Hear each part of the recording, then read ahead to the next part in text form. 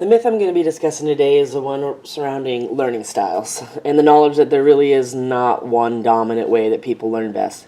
Take an example of getting directions to a place you've never been to. There are some people who can hear the directions, maybe repeat it a time or two, and then remember as they navigate their way. Then there are the people who need to write things down in order to commit them in memory, using the written directions to guide them. There's also those who need to draw a map and use landmarks to give them a picture of what they're headed to.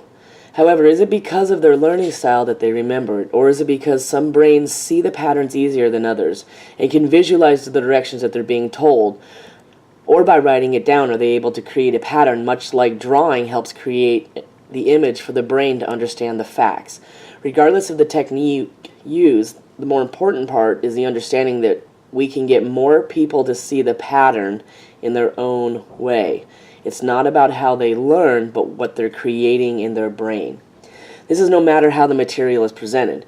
Giving people random words to memorize always benefited those who were perceived to be smarter because they could easily memorize things.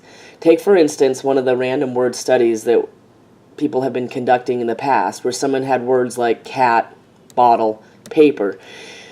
What is it that allows some people to memorize it better? Maybe in the picture that their brains create. I would remember this by picturing a cat holding a bottle, writing a paper.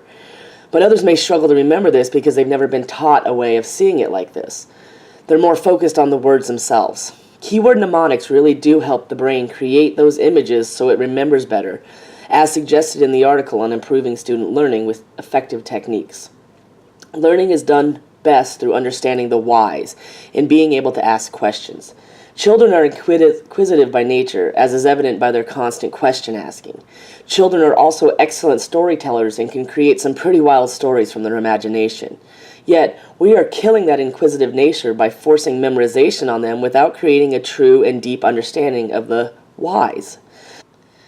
As I have stated before, this is the basis of the new curriculum I hope to create, based on teaching math through pattern recognition, storytelling, and explaining the story behind the formulas before ever giving them the shortcut, which is really all a formula truly is.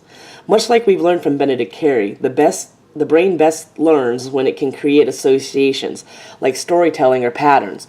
So allowing students to see what those who are considered naturals at math really do see can give those students more of a fighting chance in math.